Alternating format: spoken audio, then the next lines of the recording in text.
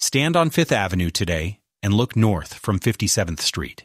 Glass towers, steel and concrete, the roar of traffic and construction. A century ago, you would see something else entirely. Limestone palaces, iron gates, mansions so large they consumed entire city blocks. They're gone now, all of them, not victims of fire or earthquake, torn down deliberately, erased. But here's what nobody tells you.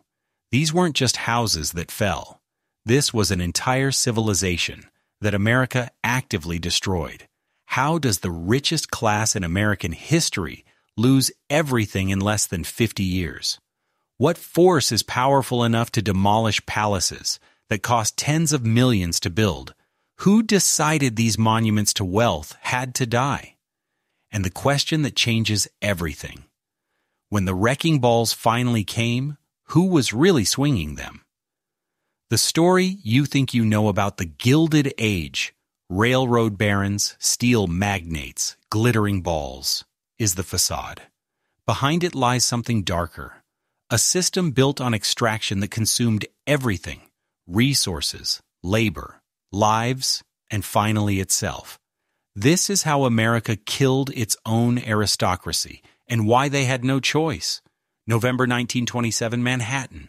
The trucks arrive before dawn, crews in work clothes carrying sledgehammers and pry bars. They gather at the corner of Fifth Avenue and 57th Street, staring up at what might be the largest private home ever constructed in the United States, the Vanderbilt Mansion, 130 rooms, an entire city block from 5th to Madison, 57th to 58th. Built in 1882 by Cornelius Vanderbilt II, not the Commodore who founded the fortune, but his grandson, inheritor of America's railroad empire. 45 years this house has stood. French Renaissance architecture transplanted to New York soil.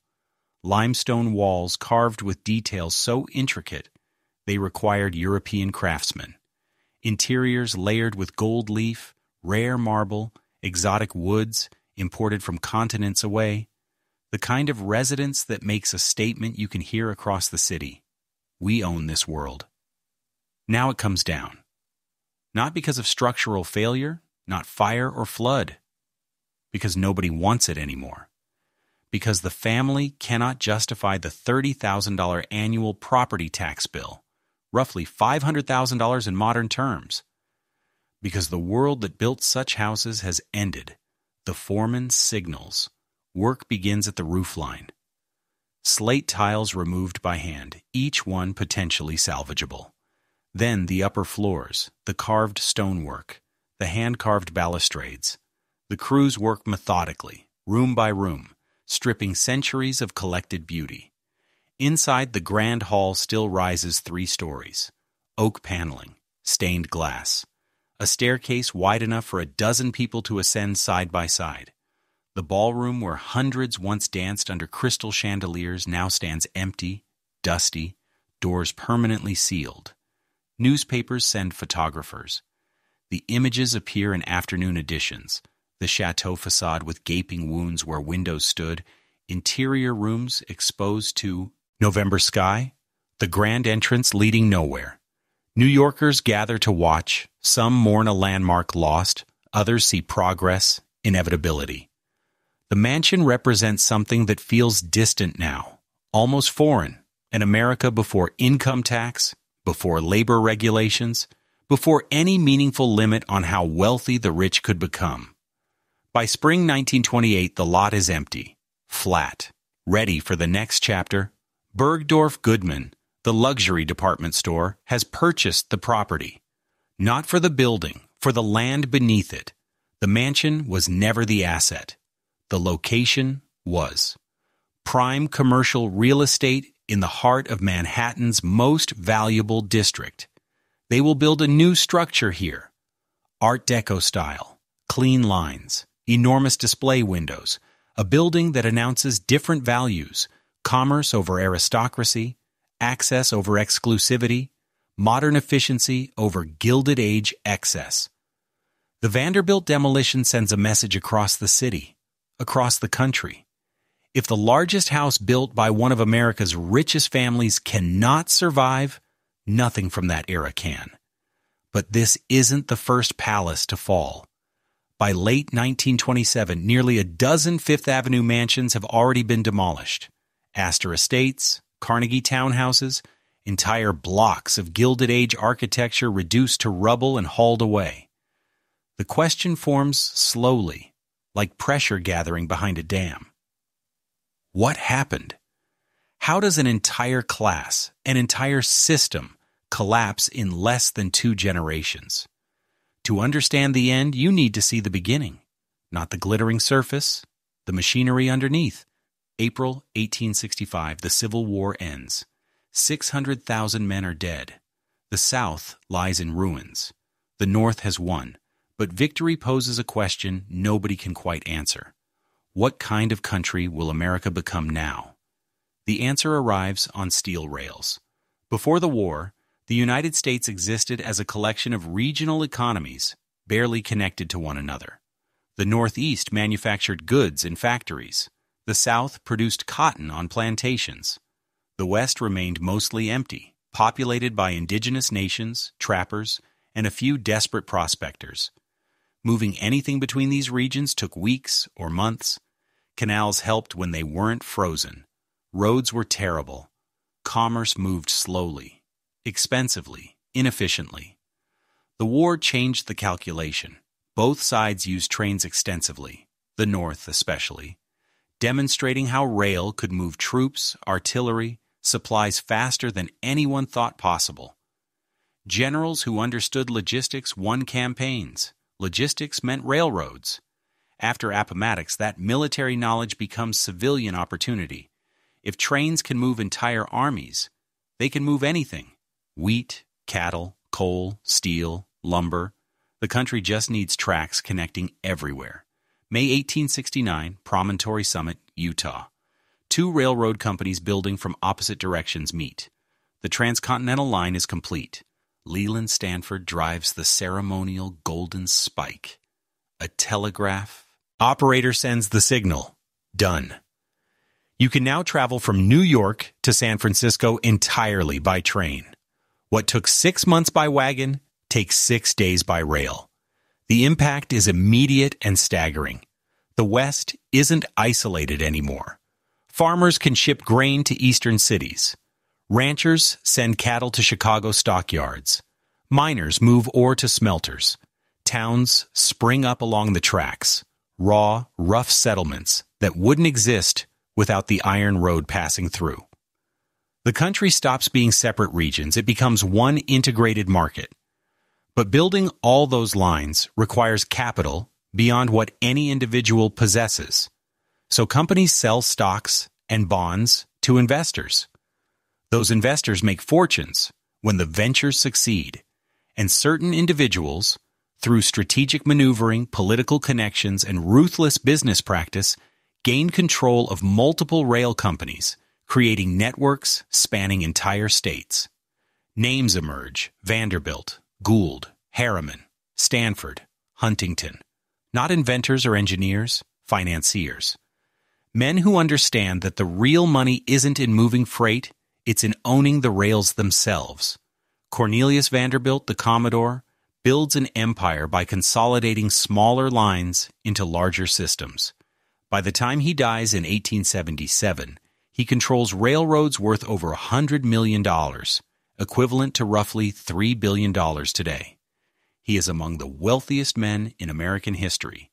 His fortune passes to his son, William Henry Vanderbilt, who doubles it within a decade. The Steel King rises. While Vanderbilt builds rail empires, Andrew Carnegie builds the infrastructure to support them. Steel.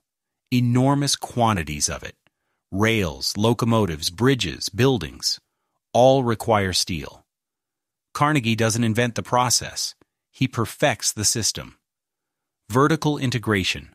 Own the iron mines, the coal mines, the ships that transport ore, the mills that smelt it, the rail lines that deliver finished products. Control every step, eliminate every middleman. His mills in Pittsburgh run 24 hours a day. Bessemer converters. Massive furnaces that can produce steel faster and cheaper than anyone thought possible. The heat is unbearable. The work is brutal. Men labor in 12-hour shifts, 7 days a week. Accidents are common: burns, crushing injuries, falls into molten metal, but the steel pours out. Thousands of tons monthly. Carnegie's mills supply the rails that expand westward, the girders that hold up New York's first skyscrapers, the plates that armor the U.S. Navy's new warships. By 1900, Carnegie produces more steel annually than all of Great Britain. His personal income in peak years exceeds $25 million, over $800 million today, from steel alone. The pattern repeats. John D. Rockefeller does the same thing with oil. Standard Oil controls refineries, pipelines, distribution networks. Competitors are bought out or crushed. By 1880, Standard Oil controls 90% of America's refining capacity. J.P. Morgan does it with banking. He finances railroads, steel companies, industrial concerns. When companies fail, he reorganizes them, often taking control. His influence grows so vast that during financial panics, the U.S. government turns to Morgan, not the other way around.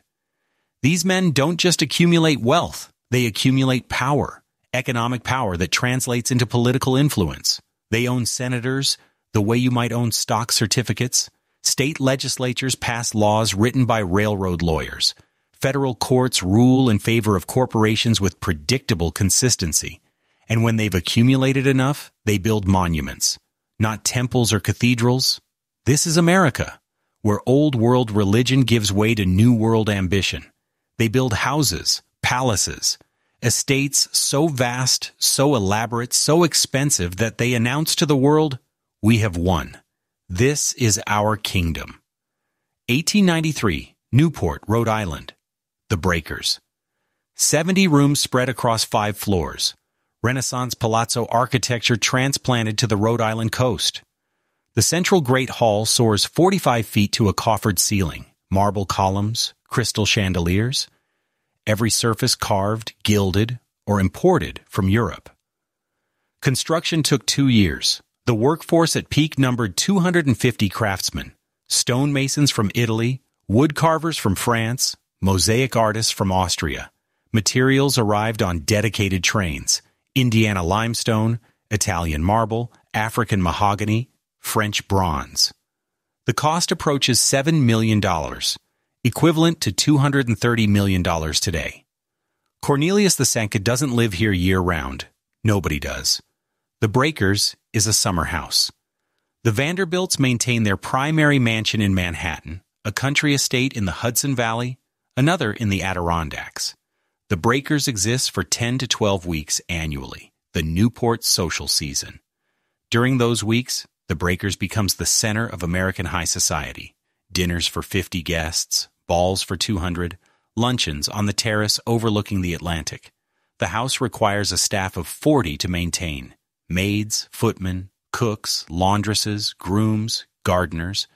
Stand on the ocean side and the house is magnificent. There's no other word. The colonnade, the views, the sheer scale of wealth transformed into architecture. But step past the showpiece rooms, and another face appears. Behind the beauty lies infrastructure. Deep in the basement, boiler rooms the size of small factories. Coal arrives by the ton, 20 tons weekly during winter months if the family is in residence. Furnaces burn continuously to heat 70 rooms and all that marble. The heat distribution system is industrial. Pipes running through walls, underfloors, a network you could walk through standing upright. The kitchen operates on restaurant scale, multiple ovens, commercial refrigeration, a staff of 8 working full shifts during the season. Meals for the family and guests, but also for the servants. 40 people eating 3 times daily. Laundry facilities with enormous washing tubs, heated by coal, staffed by women who scrub linens by hand. Every tablecloth, every napkin, every bedsheet, every towel. Hundreds of items weekly. Service staircases, narrow, unadorned, hidden from view, connect the basement to upper floors. The staff moves through these arteries constantly, maids delivering breakfast trays at dawn, footmen lighting fireplaces before dinner, cooks hauling supplies from storage. This parallel world is designed to remain invisible. Guests never see it. The fantasy requires the machinery to stay hidden. The labor mathematics. The Breakers employs 40 people during the season, at typical wages for domestic staff in the 1890s, $15 to $30 monthly for most servants. The payroll alone exceeds $800 monthly, roughly $26,000 today. Add coal, electricity, the house has its own generator, food for staff and family, maintenance, property taxes, and monthly costs exceed $3,000, equivalent to over $100,000 modern dollars. To maintain a summer house, use 12 weeks annually. Now multiply that by every Vanderbilt property. The Fifth Avenue mansion in Manhattan, 50 staff, higher costs. The Hudson Valley estate, another 30 staff.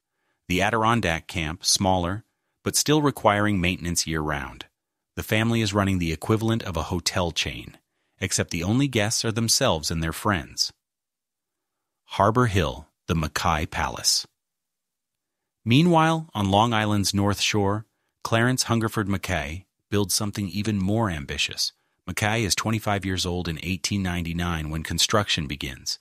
He's inherited the Comstock silver fortune and control of the commercial cable company, transatlantic telegraph cables connecting America to Europe. His wealth is staggering, his ambition boundless. Harbor Hill will be his statement. Not a summer cottage, a year-round estate, 600 acres, a main house exceeding 200 rooms, architecture inspired by French chateaux, but scaled larger, more elaborate. Stanford White of McKim, Mead and White designs it, the same architect who created Madison Square Garden, the Washington Square Arch, the Century, and Metropolitan clubs.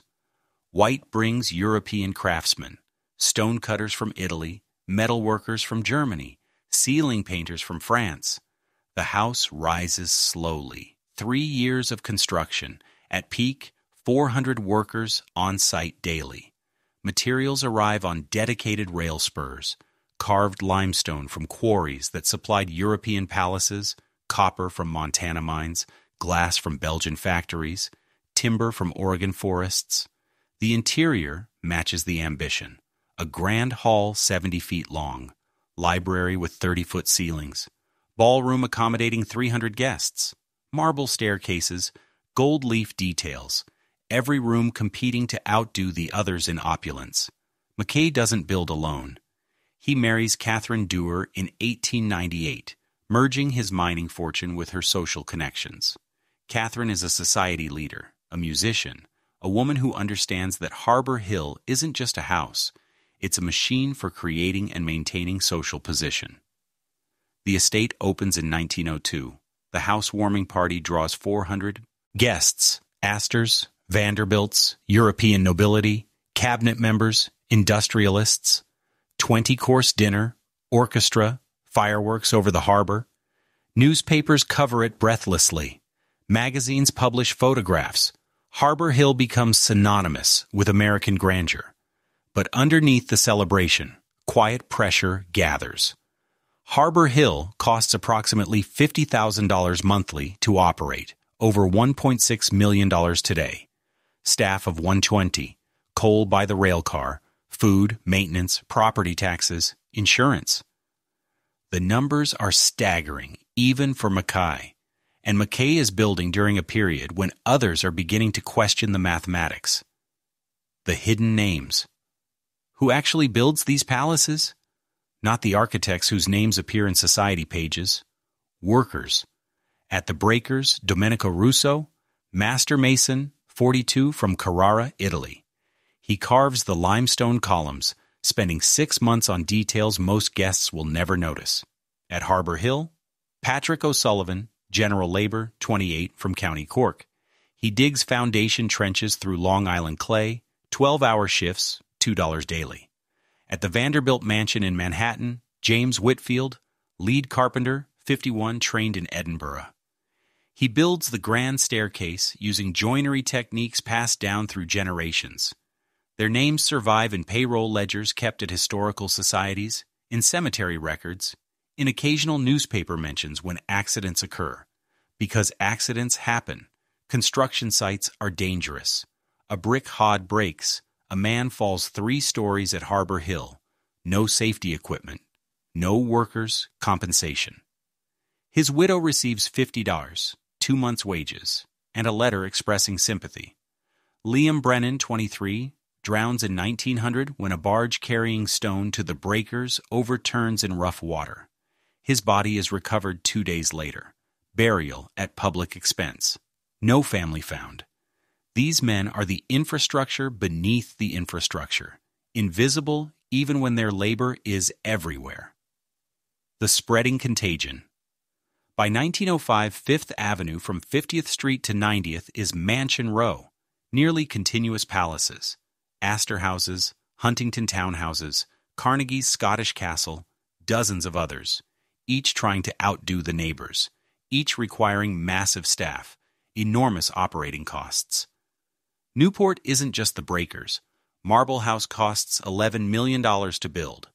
Rosecliff, modeled after Versailles, hosts parties for 500 guests. Rough Point, Beechwood, Belcourt Castle. Every prominent family needs a presence.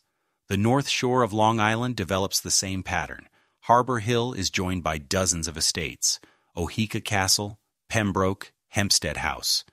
Entire townships exist primarily to service the wealthy, gardeners, stable hands, staff commuting daily. The system spreads. Chicago's Gold Coast, San Francisco's Nob Hill, Newport, Bar Harbor, Tuxedo Park. Anywhere the wealthy congregate, palaces rise. But something is changing. Even as the houses multiply, forces are gathering that will destroy the entire system. Not fire or economic collapse, though those will come. Something more fundamental. The people who make it all possible are beginning to ask questions. 1886, Haymarket Square, Chicago. A labor rally turns violent. Someone throws a bomb. 7 police officers die. 4 workers are hanged afterward, convicted on circumstantial evidence. The exact bomber is never identified, but the context is clear. Workers are organizing. After decades of 12-hour shifts, 7-day weeks, wages barely covering rent and food, they're demanding change. The Haymarket incident makes national headlines. Not because of the deaths. Industrial accidents kill workers constantly without much notice, but because of what it represents. Workers aren't accepting the system anymore. The machinery of exploitation. Carnegie's steel mills in Pittsburgh, 12-hour shifts, 7 days a week. If you work the day shift, you work days. If you work nights, you work nights. Every 2 weeks, the shifts flip. That means one 24-hour shift to transition. Men work around the clock, then return the next day. The heat is unbearable. Bessemer converters operate at temperatures exceeding 2,500 degrees Fahrenheit. Men work within feet of molten steel. The accident rate is extraordinary. Burns, crushing injuries, falls, explosions. Average wage, $1.50 per day, roughly $50 today, for 12-hour shifts in conditions that would be illegal a century later. Carnegie writes essays about the gospel of wealth, the moral obligation of the rich to give away their fortunes. Meanwhile, his mills pay wages so low that workers' families live in company housing, buy from company stores, fall into debt they can never escape. The contradiction doesn't escape notice. 1892, Homestead Strike. Carnegie's workers in Homestead, Pennsylvania, strike for better wages and conditions. Carnegie is in Scotland at the time, his annual summer vacation at his estate there. He leaves his deputy, Henry Clay Frick, in charge. Frick's solution: hire 300 Pinkerton detectives as strike breakers, armed men sent to break the strike by force. The Pinkertons arrive by barge on July 6th. Workers are waiting. A battle erupts. Gunfire. Both sides shooting. When it ends, 10 are dead, dozens wounded. The Pinkertons surrender and are marched through town, beaten by angry crowds. The state governor sends 8,500 militiamen to restore order. The strike is broken. Workers return on management's terms. But the publicity is disastrous. Newspapers across the country cover the battle. Editorial pages condemn Carnegie and Frick. The image of plutocrats hiring armed mercenaries to shoot workers doesn't play well. Carnegie's reputation never fully recovers.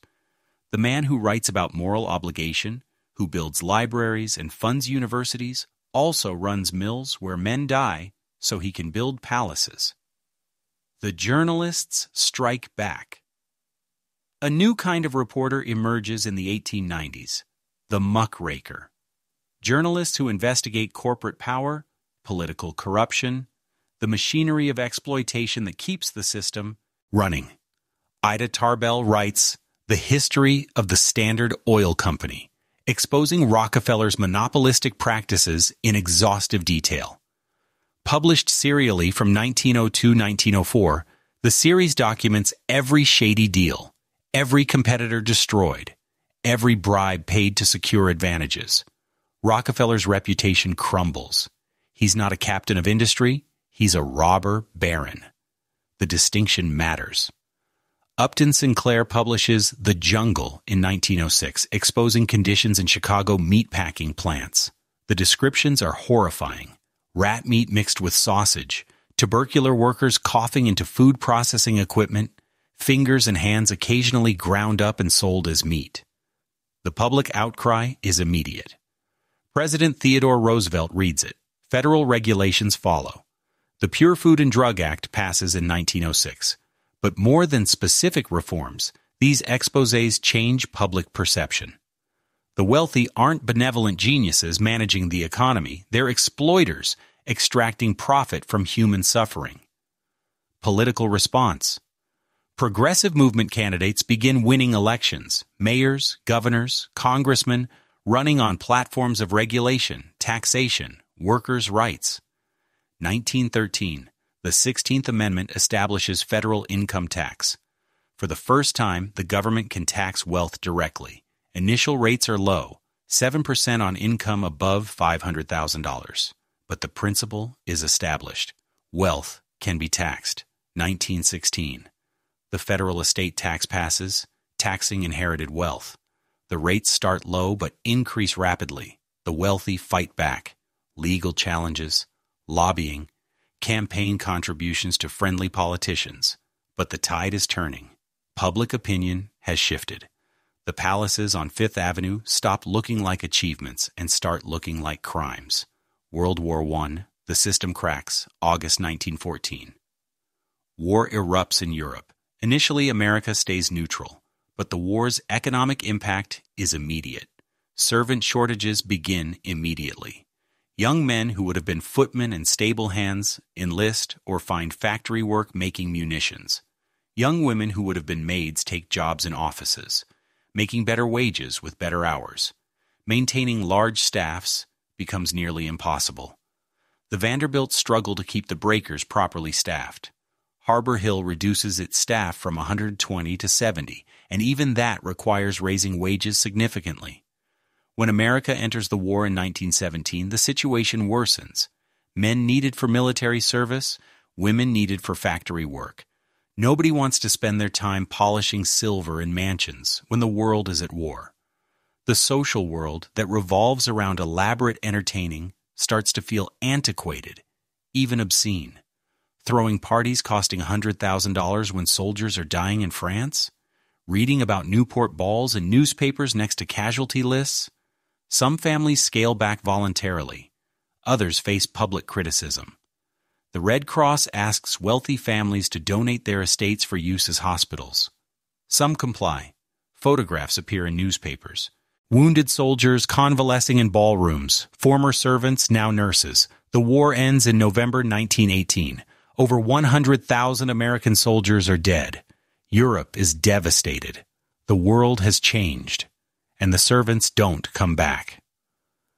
The mathematics stop working by 1920. Maintaining a Fifth Avenue palace requires 30 to 50 servants. Finding, training, retaining that many people becomes increasingly difficult. Wages rise. What used to cost $15 monthly now costs $30, $40, $50. Workers have options now, better options. Factory work pays more. Office work is less degrading. Why scrub floors for wealthy families when you can work a typewriter for better pay and regular hours? Property taxes climb. New York City reassesses the mansions at their true value. What used to be $10,000 annually becomes $30,000, $50,000. The land alone is worth millions. Why should the tax assessment be less? Heating costs increase. Coal, electricity, water, everything costs more. Operating expenses that used to be manageable become burdensome. The question forms slowly, like a crack spreading through marble. How long can this last? Harbor Hill, the first tremor. Clarence Mackay's fortune begins collapsing in the early 1920s. The commercial cable company faces new competition. Radio communication, newer undersea cables. His telegraph monopoly breaks. Stock market investments turn sour. Loans come due. The $50,000 monthly operating costs for Harbor Hill become impossible to justify. In 1926, Mackay's wife Catherine files for divorce. The scandal is enormous. Society divorces are rare, especially among Catholic families like the Mackays. But Catherine has fallen in love with someone else. Irving Berlin, the composer, a Jewish immigrant from Russia. The divorce is bitter. Catherine leaves. Mackay is alone in a 200-room house he can barely afford to heat. He begins selling land, first 100 acres, then more. The estate that was 600 acres shrinks to 400, then 300. He closes entire wings of the main house. Staff falls from 120 to 40. But the house still eats money. Property taxes alone exceed $40,000 annually. Mackay hangs on through the 1920s, but barely. October 1929, the market crashes. Tuesday, October 29th, Black Tuesday. The stock market collapses. Fortunes evaporate in hours. By mid-November, investors have lost $30 billion, equivalent to $500 billion today. The crash doesn't cause the Great Depression. That involves complex economic factors, but it accelerates everything. Banks fail, businesses close, unemployment soars. For the wealthy families maintaining Fifth Avenue palaces, the crash is devastating. Not because they're suddenly poor, most retain significant wealth, but because the math that was barely working now fails completely. Example, a family spends $100,000 annually to maintain their Manhattan mansion. Their investment income, which used to cover that easily, has fallen 60%. Suddenly, they're spending principal, burning through capital just to keep the house staffed. How long can that continue? A year? 5 years? Eventually, the money runs out. The avalanche begins. 1930, the William Kissam Vanderbilt mansion at 660 Fifth Avenue is demolished. Smaller than Cornelius II's palace, but still significant. 50 rooms. Elaborate French Renaissance architecture, gone in 6 months. A commercial building rises in its place. 1931, the Astor Mansion at 5th Avenue and 65th Street comes down. The family keeps other properties, but this one, too large, too expensive, becomes a luxury apartment building. 1932, the Cornelius Vanderbilt III mansion at 640 Fifth Avenue is demolished. Another palace, another empty lot, another commercial building planned. The dominoes fall faster. Every demolition makes the remaining mansions feel more isolated, more anachronistic. Property taxes don't decrease when your neighbors disappear. Operating costs don't fall. You're just more obviously clinging to something that's already dead. The younger generation doesn't want these houses. Children raised in 50-room mansions don't want to maintain them. They've seen their parents struggle with staffing, costs, social obligations that feel increasingly absurd. They want apartments, modern buildings with central heating, electric kitchens, elevators. Places you can maintain with minimal staff. They want country estates for weekends, not city palaces requiring year-round attention. Harbor Hill, the long goodbye. Clarence Mackay loses everything in the crash. The cable company stock becomes worthless. His other investments collapse. By 1931, he can't pay Harbor Hill's property taxes. The estate goes on the market. Price, $1 million for house and remaining land. No buyers emerge.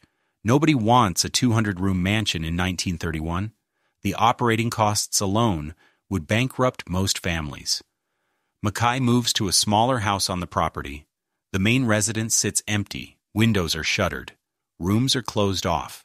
The staff falls to a skeleton crew, a caretaker and maintenance man, nothing more. By 1935, Mackay is desperate. He offers the house to Long Island University as a campus. They decline.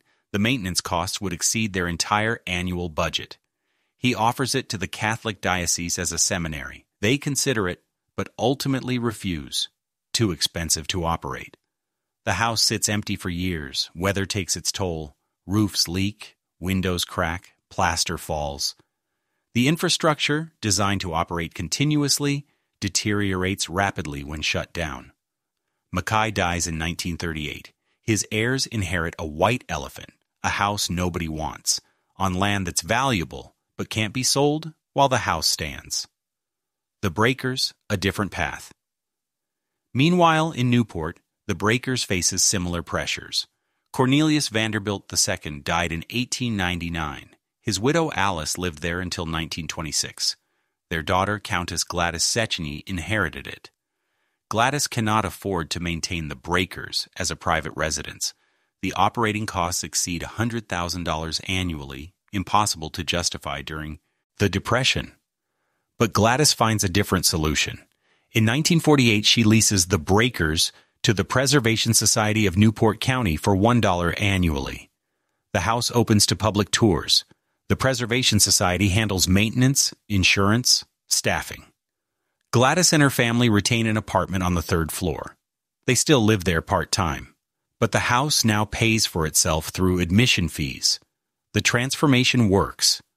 Tourists flock to see how the Gilded Age wealthy lived.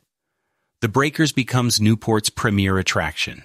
Instead of dying quietly, it survives by becoming a museum of its own excess. Other Newport mansions follow the same path. Marble House, Rosecliff, the Elms. All convert to museums. All survive through public admission fees rather than private wealth. The war accelerates everything. December 1941. Pearl Harbor. America enters World War II. The government needs everything: housing for workers, hospitals for wounded, training facilities for soldiers.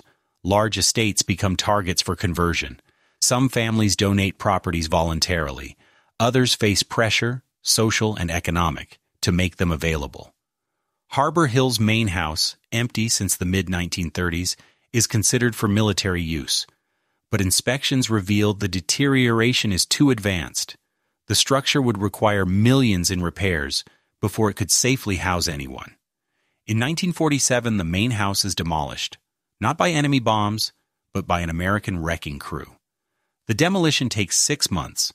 Materials are salvaged where possible: carved stone, brass fixtures, mahogany paneling. Most goes to landfill. The land is subdivided. Suburban homes rise where the palace stood. Middle-class families move into ranch houses on quarter-acre lots, completely unaware that their backyards once held rooms larger than their entire homes. Fifth Avenue completes its transformation. By 1950, nearly every Fifth Avenue mansion between 50th and 90th Streets has been demolished. A few survive. The Frick Mansion becomes a museum. The Carnegie Mansion becomes the Cooper Hewitt. A handful convert to embassies or institutions. But the palace era is finished. The avenue is now commercial buildings, luxury apartment towers, department stores, office buildings. The wealthy still live nearby, in apartments with doormen and elevators, not mansions with servants' quarters. The transformation is total. Stand on Fifth Avenue in 1950 and compare photographs from 1900. You would barely recognize it as the same place. The palaces have been erased so thoroughly that most people under 40 don't remember they ever existed. The infrastructure beneath returned to the question posed at the beginning: who actually paid for the Gilded Age? Not just the millionaires who lost their fortunes. Workers. At Carnegie's Mills, over 300 workers died in accidents between 1890 and 1900 alone. burns, crushing injuries, falls into molten steel. Most were immigrants who spoke limited English, who had no legal recourse, whose families received minimal or no compensation. The railroad expansion, conservative estimates suggest 10,000 workers died building the transcontinental lines. Chinese laborers blasting tunnels through the Sierra Nevada. Irish crews laying track across Nebraska plains in winter.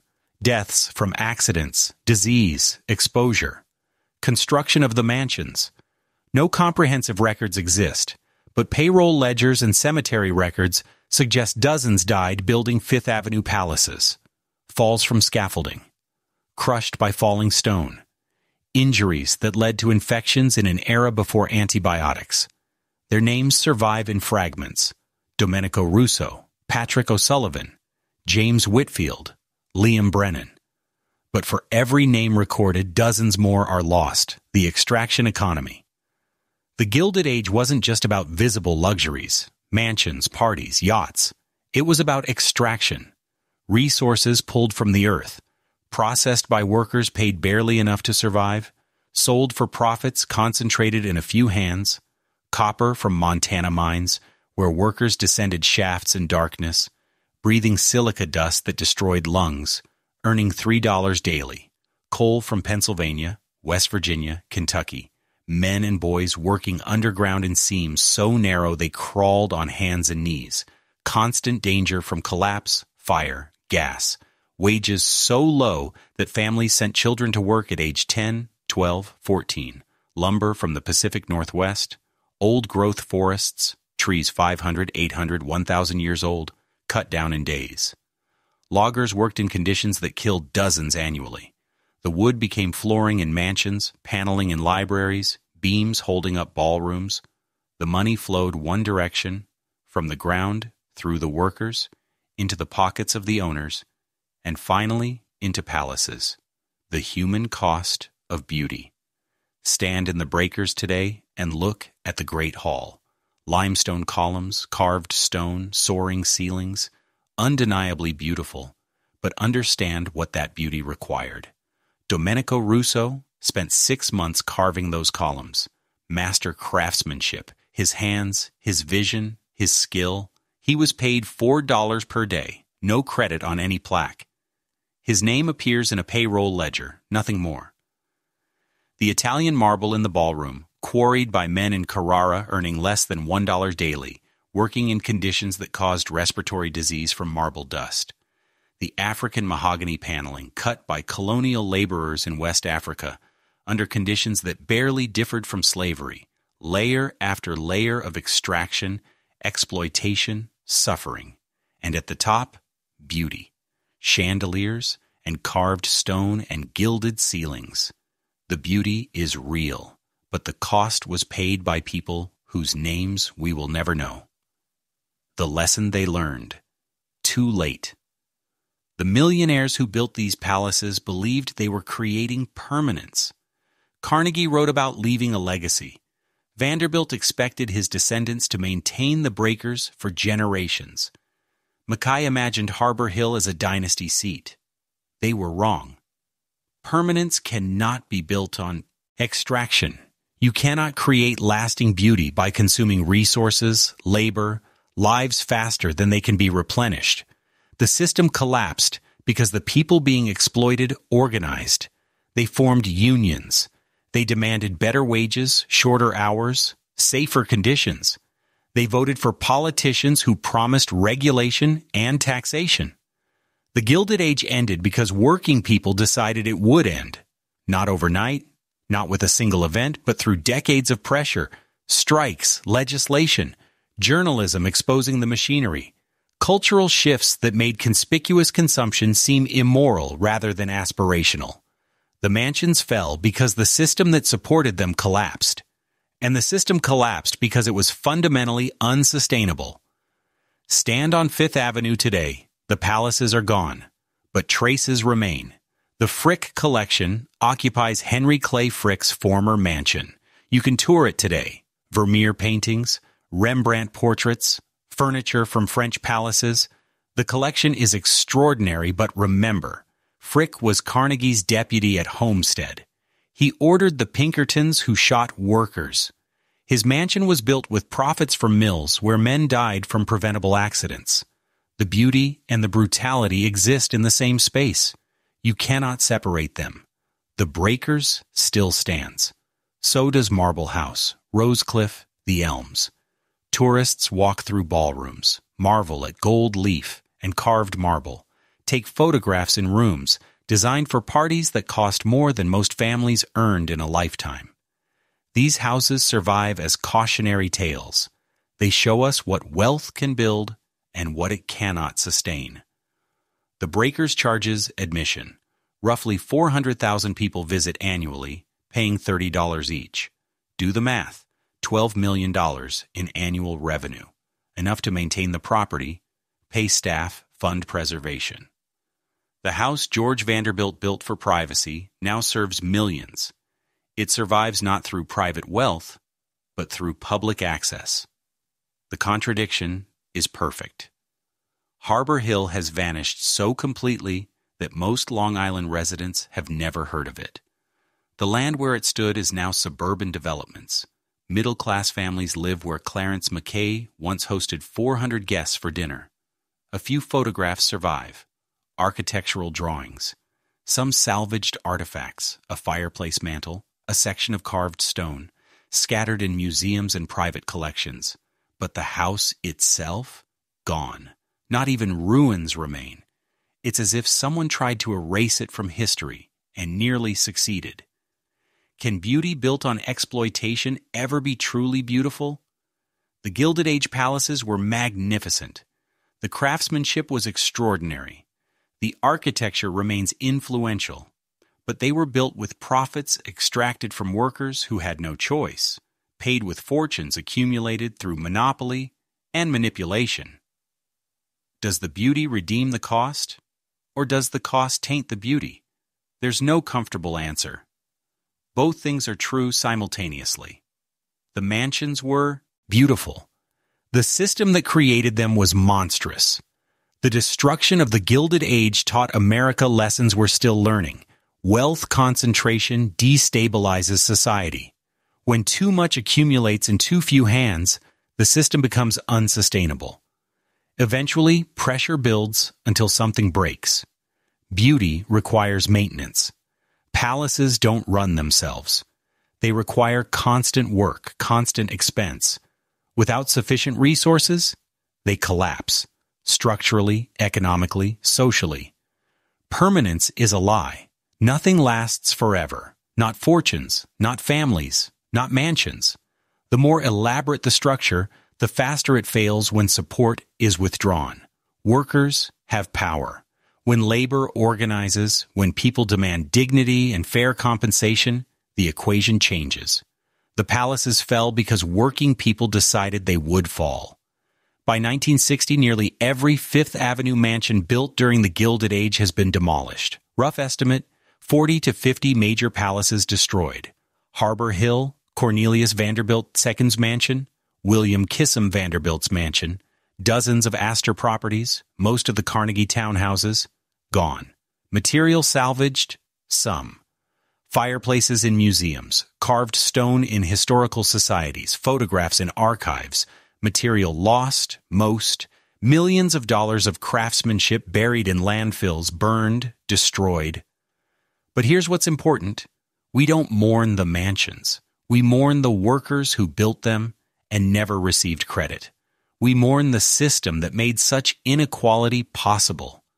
We mourn decades of human potential wasted so a few families could live in palaces. More than money. It costs vision, sacrifice, adaptation, and most crucially, the humility to let great things serve purposes beyond their builders' intentions. The Breakers survives because the Vanderbilt family accepted that private ownership was unsustainable. They chose public access over family pride. The house lives because it serves millions instead of one family. Harbor Hill died because Clarence Mackay couldn't imagine any purpose except his own glory. When he lost the fortune to maintain it, the house had no reason to exist. The lesson is clear. Beauty that serves only the wealthy dies with their fortunes. Beauty that serves the public survives. You're standing where the Cornelius Vanderbilt II mansion once commanded an entire city block. Glass towers surround you. Traffic roars. Nothing indicates a palace ever stood here. But underneath, beneath the pavement, beneath the current building's foundation, fragments remain, pieces of limestone, sections of foundation wall, archaeological layers that tell the story if you know how to read them. The Gilded Age is gone. The mansions are demolished. The fortunes have dispersed across generations, taxed and diminished. But the question remains, what are we building now? Who pays the cost? How long will it last? America destroyed the Gilded Age because working people demanded it. They organized, struck, voted, fought for dignity and fair compensation. They tore down an entire social system because it was built on exploitation. The question for our time: what systems are we tolerating now that future generations will look back on with the same horror we reserved for the Gilded Age? The palaces fell. But the tendency that built them, wealth concentration, extraction, exploitation, remains alive. Different forms, same machinery. So the real question isn't how did America destroy the Gilded Age? It's what will we destroy next? And who will wield the wrecking ball?